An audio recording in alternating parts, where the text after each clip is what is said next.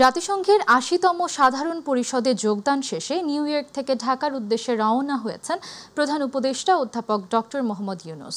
এর আগে নিউ ইয়র্কে জাতিসংঘ সদর দপ্তরে অনুষ্ঠিত মিয়ানমারের রোহিঙ্গা মুসলিম ও অন্যান্য সংখ্যালঘুদের পরিস্থিতি বিষয়ক উচ্চ পর্যায়ের সম্মেলনে যোগ দেন প্রধান উপদেষ্টা।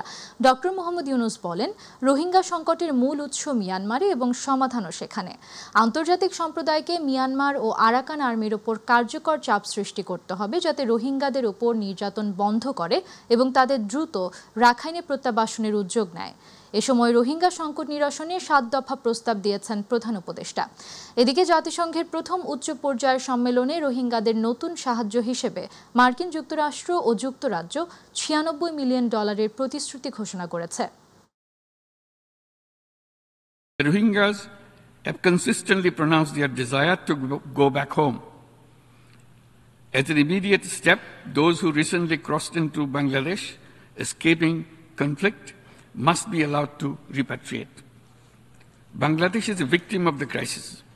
We are forced to bear huge financial, social, and environmental costs.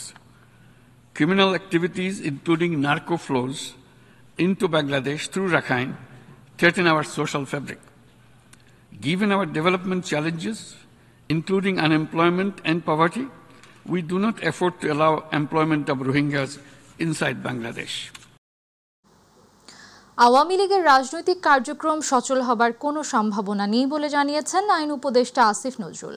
সকালে বরিশালে পূজা মণ্ডপ পরিদর্শনের পর তিনি এই কথা বলেন। তিনি বলেন, নির্বাচনের আগে তো দূরের কথা, অদূর ভবিষ্যতেও এমন কোনো সম্ভাবনা নেই, বরং সংগঠন হিসেবে দলটির বিচার চেয়েছে অপরাধ ট্রাইব্যুনাল।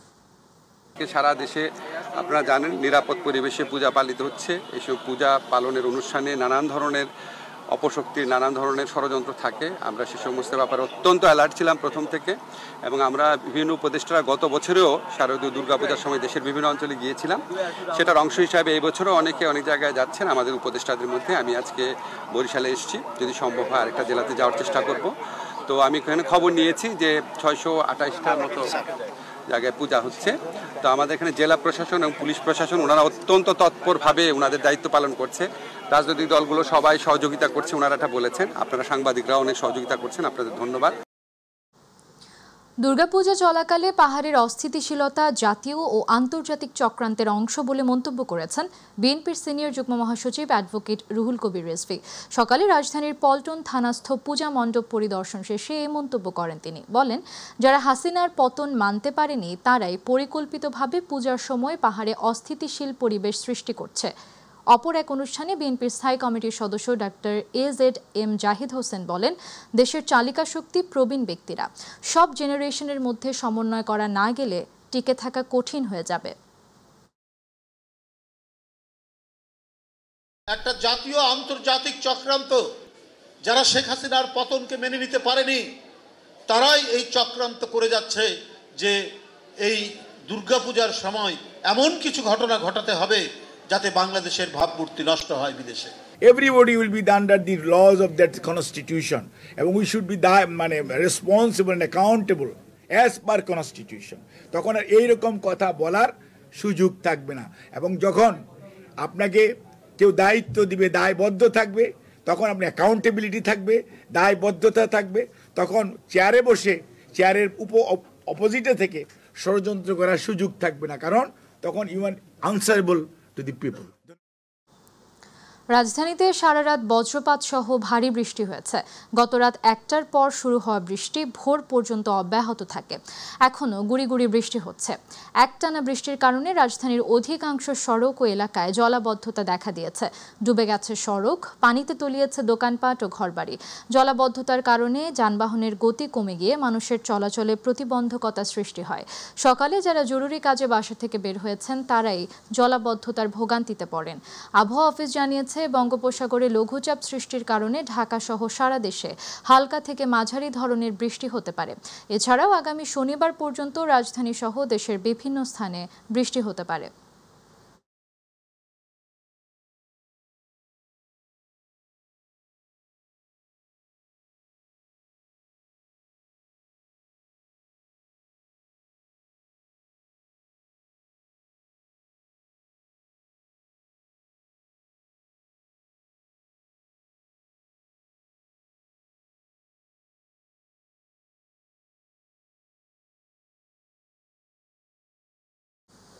দর্শক, এই মুহূর্তে নিউ মার্কেট এলাকায় আছেন সহকর্মী শিমুল খান, সরাসরি যুক্ত হচ্ছি তার সাথে। শিমুল, রাতভর বৃষ্টিকে রাজধানীর বিভিন্ন সড়কে জলাবদ্ধতা সৃষ্টি হয়েছে, তো মানুষের ভোগান্তির চিত্র কেমন দেখছেন আমাদের জানাবেন।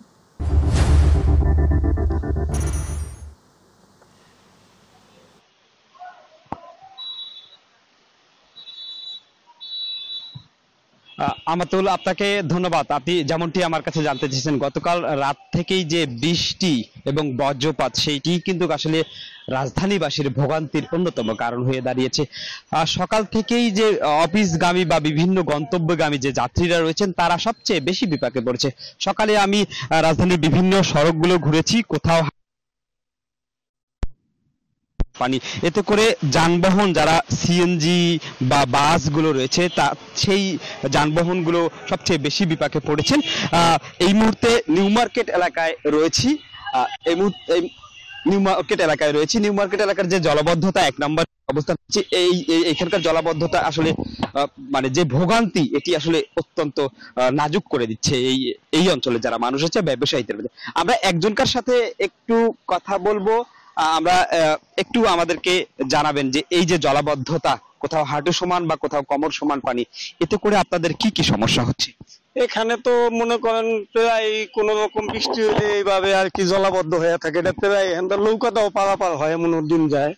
মানে কোন রকম বৃষ্টি হলে এখান দিয়া নৌকা দিয়া ভ্যানটা মানুষ পারাপার হয়, খুবই অসুবিধা এখন প্রায় কোন রকম করে। আসলে আপনাদের প্রতিকার কি, কার কাছে কি প্রতিকার চাচ্ছে? এখন আমরা প্রতিকার এখন যে আছে দায়িত্ব, তাদের দায়িত্ব, এগুলি করার দায়িত্ব যারা আছে তাদেরকে করে দিতে হবে এগুলি। এছাড়া তো আর জনগণের কোনো দুর্ভোগের শেষ নাই, তাই না? আপনাকে ধন্যবাদ। আমাতুল, এই যে জলাবদ্ধতার কারণে আসলে এই এলাকার যারা ব্যবসায়ীরা রয়েছেন, সেই নিউ মার্কেটের ব্যবসায়ীদের আসলে তাদের দোকানেও পানি পৌঁছে গিয়েছে। পানি পৌঁছার কারণে তাদের যে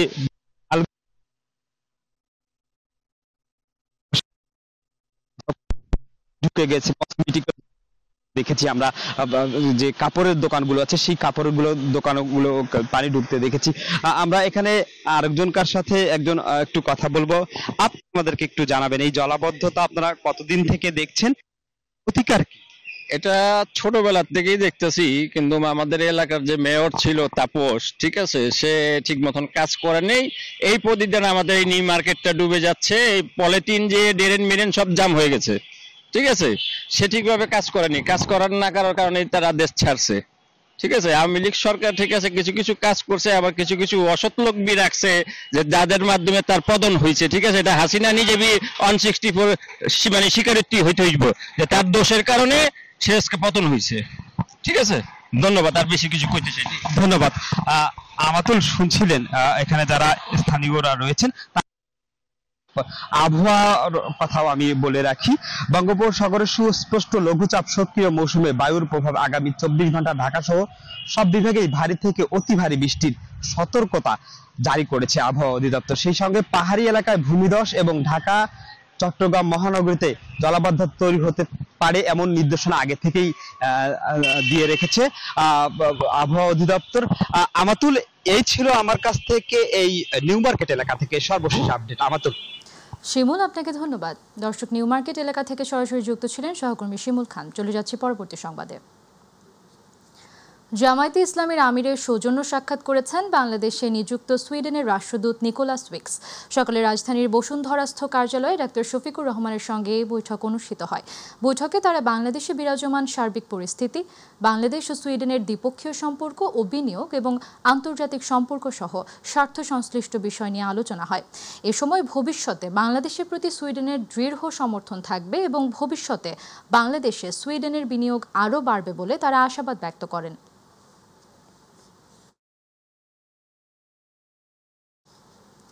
শিক্ষা প্রতিষ্ঠানে স্টুডেন্ট পলিটিক্সের নামে দুর্বৃত্তপনা বন্ধ করতে হবে বলে মন্তব্য করেছেন ধর্ম উপদেষ্টা আ.ফ.ম. খালিদ হোসেন।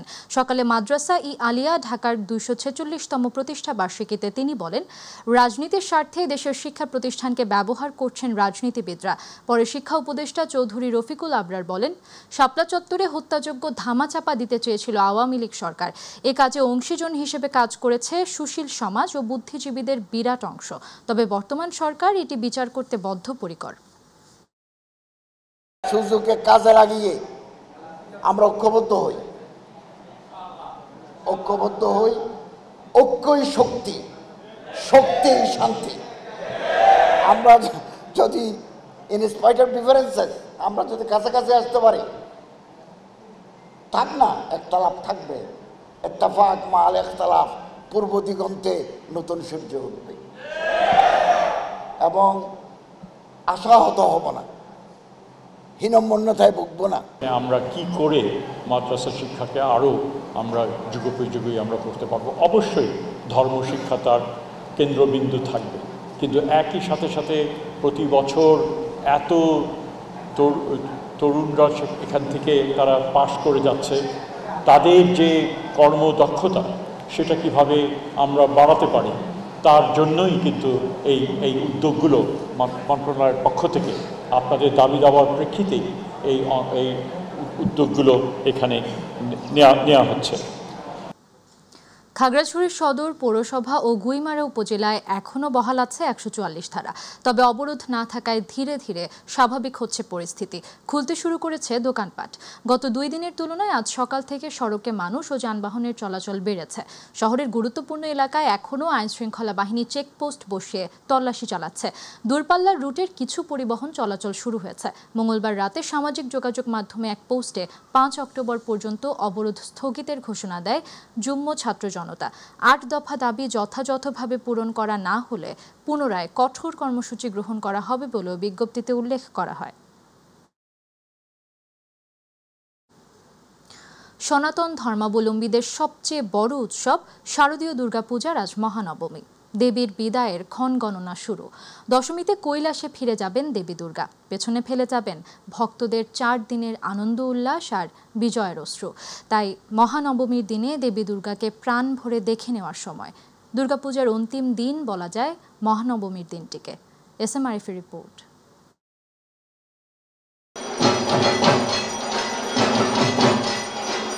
মহানবমী সনাতন ধর্মমতে এদিন পুণ্যতিথিতে অশুভ শক্তির বিনাশ ঘটিয়ে বিশ্বে শুভ শক্তির প্রকাশ ঘটিয়েছিলেন দেবী দুর্গা। এই তিথি শুরু হয় সন্ধি পূজার মধ্য দিয়ে। তর্পণে দুর্গার মহাস্নান, ষোড়শ উপচারে পূজা, এরপর মহানবমীর বিহিত পূজা। 108টি দ্রব্য ও যজ্ঞের মধ্য দিয়ে করা হয় এই পূজা। পূজা শেষে অনুষ্ঠিত হয় আরতি এবং অঞ্জলি নিবেদন। আমার কাছে এটাই প্রার্থনা থাকবে, মা যেন আগামী বছর আবারও আসেন, আমরা যেন সুস্থ থাকি, আবারও আনন্দঘন পরিবেশে মার পুজো করতে পারি। আমরা যেন সুখে শান্তিতে বাংলাদেশে থাকতে পারি, আমাদের মধ্যে সম্প্রীতি বজায় থাকে, আমরা যেন অসুরের কবল থেকে রক্ষা পাই। দুর্গাপূজার অন্তিম দিন বলা হয় মহানবমীর দিনটিকে। তাই এদিন দেবী দুর্গাকে প্রাণ ভরে দেখে নেয়ার সময়। শেষ পুজো, আবার আগামী দিন আমাদের বিজয়া দশমী। সেক্ষেত্রে আমরা আজকে খুশির সাথে একটু খারাপ লাগা, আবার বিদায়টাও আসলে খুব কষ্টের, তা না যে আগামী বছর মা আবার আসবে। সার্বিকভাবে আমরা মায়ের কাছে প্রার্থনা জানাই যে আমাদের মধ্যে যে আসরিক প্রবৃত্তি আছে, আমাদের যে ষড়ঋপু আছে, এই ঋপুগুলো দূরীভূত করা। মহানবরাত্রিতে দেবী দুর্গার আরাধনার অনেক গুরুত্ব রয়েছে। সনাতন ধর্মগুরুরা জানান, বিভিন্ন পূজার মাধ্যমে দেবীর কাছে দেশ ও জাতির কল্যাণে প্রার্থনা করা হচ্ছে। এই যে পূজাটা করি, সেই পূজাটার মধ্যে সারা পৃথিবীর কল্যাণ কামনা রয়েছে, যে মা মর্তবাসী, তুমি মর্তে এসেছো, সমস্ত মানুষের জন্য এসেছো, সমস্ত মর্তবাসী যেন সমস্ত অকল্যাণ থেকে মুক্তি পায়। বিজয়া দশমীতে প্রতিমা বিসর্জনের মধ্য দিয়ে আনুষ্ঠানিক সমাপ্তি ঘটবে সনাতন ধর্মাবলম্বীদের সবচেয়ে বড় ধর্মীয় উৎসব দুর্গাপূজার। পরে নবমী নিশি না হয়েও শেষ। ভক্তকুলের এমন আকুতি থাকলেও মহানবমীর মধ্য দিয়ে বিদায় ঘণ্টা বাজতে শুরু করেছে দুর্গাপূজার। সনাতন ধর্মাবলম্বীদের প্রত্যাশা, সুখ, সমৃদ্ধি ও শান্তিতে ভরে উঠুক দেশ। এস এম আরিফ, মাই টিভি, ঢাকেশ্বরী মন্দির, ঢাকা। দর্শক, এই মুহূর্তে মানিকগঞ্জের শিবালয় থেকে নবমী পূজার খবর জানাচ্ছেন প্রতিনিধি লিটন আহমেদ। আপনি যেমনটি বলছিলেন, আমি এখন দাঁড়িয়ে রয়েছি মানিকগঞ্জ শিবালয় উপজেলার বীরবাসাইল যে দুর্গা মন্দির, সেই দুর্গা মন্দিরে এইখানে আমরা তাদের সাথে এসে আসলে এটা কিন্তু সনাতন ধর্মাবলম্বীদের জন্য সবচেয়ে বড় ধর্মীয় উৎসব এই দুর্গাপূজা। সেই দুর্গাপূজা আমি আপনাদেরকে একটু যদি দেখাই, তারা যেটা আসলে তাদের সাথে আমরা কথা বলেছি, তারা বলছিলেন যে এই মা দুর্গা গজে আগমন এবং কি দোলায় দমনের মাধ্যমে তিনি আগমন করেন এবং এখানে আমরা এসে দেখতে পেয়েছি অনেক দুর্গা পূজা যারা পূজারী তারা আছেন এবং কি তার পাশাপাশি কিন্তু ধর্মাবলম্বী অনেকেই আছেন। এই পূজাটি আসলে তাদের যেহেতু ধর্মীয় একটা গুরুত্বপূর্ণ সবচেয়ে গুরুত্বপূর্ণ পূজা, দেখার জন্য অনেক দর্শনার্থীও কিন্তু এখানে আসছে। তারা তাদের সাথে কথা বলেছি, তারা যেটা বলছিলেন যে এখানে কিন্তু তাদের এই উৎসবকে ঘিরে অনেক ধরনের প্রোগ্রাম তারা করে থাকে। এটিই ছিল আমার কাছ থেকে সর্বশেষ খবর। যুগের সাথে তাল মিলিয়ে প্রতিটি ক্ষেত্রেই লেগেছে আধুনিকতার ছোঁয়া। দিনাজপুরের পার্বতীপুরে রোবোটিক্স পদ্ধতিতে দুর্গোৎসব উদযাপন তারই উদাহরণ। আর নতুন এ পদ্ধতি এক নজর দেখতে দূর দূরান্ত থেকে ভিড় করছেন ভক্ত অনুরাগী ছাড়াও দর্শনার্থীরা। প্রতিনিধি আব্দুল্লাহ আল মামুনের তথ্য চিত্রে বিস্তারিত। 10 ইউনিয়ন ও পৌরসভা নিয়ে গঠিত দিনাজপুরের পার্বতীপুর উপজেলায় ছোট বড় মিলে এবারে 137টি মণ্ডপে পালিত হচ্ছে হিন্দু ধর্মাবলম্বীদের সবচেয়ে বড় ধর্মীয় উৎসব শারদীয় দুর্গাপূজা। এর মধ্যে ব্যতিক্রমী হওয়ায় সবার নজর কেড়েছে দক্ষিণ কৈবত্যপাড়া সর্বজনীন দুর্গাপূজা মণ্ডপ। ঐতিহ্য ধরে রাখতে ভারতীয় প্রযুক্তির আদলে এবারে রোবোটিক্স পদ্ধতি ব্যবহার করা হয়েছে এখানে। থিম সং-এর মাধ্যমে দেবী দুর্গার আগমন থেকে অসুরের বধ পর্যন্ত পুরো প্রক্রিয়া দেখানো হচ্ছে রোবোটিক্স পদ্ধতিতে। এক নজর দেখতে পার্শ্ববর্তী বিভিন্ন জেলা উপজেলা ছাড়াও দূর দূরান্ত থেকে এই মণ্ডপে আসছেন ভক্ত অনুরাগী ছাড়াও দর্শনার্থীরা। ব্যতিক্রমী এই আয়োজনে খুশির কথা জানিয়েছেন তারা। এখানে ব্যতিক্রম পূজা হয় দেখার জন্যই আমরা আসছি রোবোটিক্স মাধ্যমে। এই কারণে দেখে খুব আনন্দ লাগলো এবং ভালো লাগলো। এই দুর্গাপূজা দেখার জন্য মন মতো পুরে রংপুর শহর থেকে আসছি। আর 10 বছরের ঐতিহ্য ধরে রাখতে ব্যতিক্রমী রোবোটিক্স পদ্ধতির মাধ্যমে পূজার কার্যক্রম পরিচালনা করা হচ্ছে বলে জানিয়েছেন আয়োজক কমিটি। এখানে দেবী দুর্গার আগমন থেকে মহিষাসুর বধ পর্যন্ত সব কিছু আমরা রোবোটিক্স পদ্ধতিতে দেখিয়ে থাকি, যার ফলে দূর দূরান্ত থেকে লোকজন এখানে আসে এবং এই পূজা উপভোগ করে। এদিকে আইন শৃঙ্খলা পরিস্থিতি স্বাভাবিক রাখার পাশাপাশি কেউ যেন গুজব ছড়াতে না পারে এজন্য প্রশাসনের পক্ষ থেকে পর্যাপ্ত আইন শৃঙ্খলা বাহিনীর সদস্য মোতায়েন রয়েছে বলে জানিয়েছেন বাংলাদেশ পুলিশের এই কর্মকর্তা। সামাজিক যোগাযোগের মাধ্যমে বা মিডিয়াতে কেউ যাতে গুজব ছড়িয়ে কোনো জনগণকে বিভ্রান্ত না করতে পারে সে বিষয়ে আমরা তৎপর রয়েছি। এখন পর্যন্ত কোনো জায়গাতে কোনো অপ্রীতিকর ঘটনা ঘটেনি, আমরা সদা প্রস্তুত রয়েছি। আব্দুল্লাহ আল মামুন, মাই টিভি, পার্বতীপুর। বগুড়ার শিবগঞ্জের হিমাগারগুলোতে ব্যবসায়ী ও কৃষকরা লাভের আশায় আলু রেখে পড়েছে চরম বিপাকে। আলুর দাম কম হয় ক্ষতিগ্রস্ত অনেক ব্যবসায়ী ও কৃষক। সরকার কর্তৃক নির্ধারিত 22 টাকা কেজি দরে বিক্রি হওয়ার বিধান থাকলেও আইনটি কার্যকর না হওয়ায় দরপতনে ব্যবসায়ী, কৃষক এবং সাধারণ মানুষ। প্রতিনিধি কামরুজ্জামান প্রামাণিকের পাঠানো তথ্যচিত্রে বিস্তারিত জানাচ্ছেন জুবাইর রহমান। বগুড়ার শিবগঞ্জ উপজেলার আলু চাষে বিখ্যাত একটি উপজেলা। এই উপজেলার আলু চাষিরা 20,000 হেক্টর জমিতে আলু চাষাবাদ করে থাকেন। বছরের মার্চ মাস থেকে নভেম্বর মাস পর্যন্ত অধিক লাভের আশায় হিমাগারগুলোতে আলু সংরক্ষণ করেন। প্রতি বস্তায় স্টোর ভাড়া গুনতে হয় 350 থেকে 380 টাকা। এবছর আলুর দাম না থাকায় পথে বসার আশঙ্কা শিবগঞ্জের চাষি এবং ব্যবসায়ীদের। দাম না থাকায় হিমাগার থেকে আলু বের করছেন না ব্যবসায়ী ও চাষিরা। সব খরচ বাদ দিয়ে বস্তা প্রতি দাম পাচ্ছে মাত্র 100 থেকে 150 টাকা। ব্যবসায়ী ও চাষিদের কোটি কোটি টাকা লোকসান গুনতে হচ্ছে এবছর। 600 টাকা 620 টাকা দাম আলু বিক্রি করে আর বস্তায় টাকা পাচ্ছি 260 টাকা। 260 টাকা বস্তা তো কিনছে, 80 টাকা গাড়ি ভাড়া দিচ্ছি 100 টাকা। থাকে কত? আপনি থাকে হলো 70-80 টাকা। আলুর দাম কি খালি 60 কেজি 70-80 টাকা? অনেক টাকা লস। আমাদের সরকারের কাছে একটু আবেদন থাকবে যে আলুর ন্যায্য বাজার দিয়ে আমাদের যেন পুঁজিটা ফেরত পায়। হিমাগার থেকে আলু বের না হলে আলু পচে যাওয়ার আশঙ্কা করছেন সাধারণ মানুষ। সরকার কর্তৃক নির্ধারিত 22 টাকা কেজি দরে যদি আলু বিক্রি হতো তাহলে আশার আলো দেখতে পেত ব্যবসায়ী ও চাষিরা। সরকার যে আলু নির্ধারণ করছে 22 টাকা কেজি, তা বাস্তবায়ন হয় না এবং আমরা আলু কিনলাম 22 টাকা দরে বেচবো বলে সেই আলু আজ বিক্রি করতে হচ্ছে 12 টাকা 50 পয়সা। এমন অবস্থা যে আমাকে লেবারই করে খাওয়া লাগতেছে, আলু সর্বশান্ত সব শেষ। এ বিষয়ে হিমাগার ব্যবস্থাপক জানিয়েছেন, চলতি বছরে এই হিমাগারে 2,75,000 বস্তা আলু ব্যবসায়ী ও চাষিরা সংরক্ষণ করেছেন। আলুর বাজার মূল্য না থাকায় ব্যবসায়ী চাষিরা পড়েছেন বিপাকে।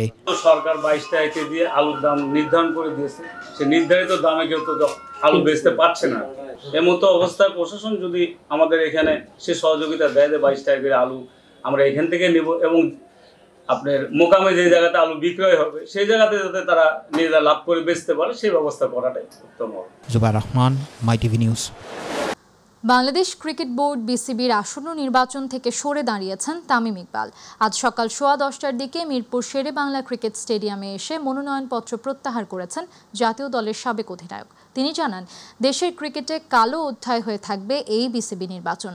বিসিবি নির্বাচনের ভোট গ্রহণ হবে 6 অক্টোবর, আর তার আগে মনোনয়ন প্রত্যাহারের শেষ তারিখ আজ 1 অক্টোবর।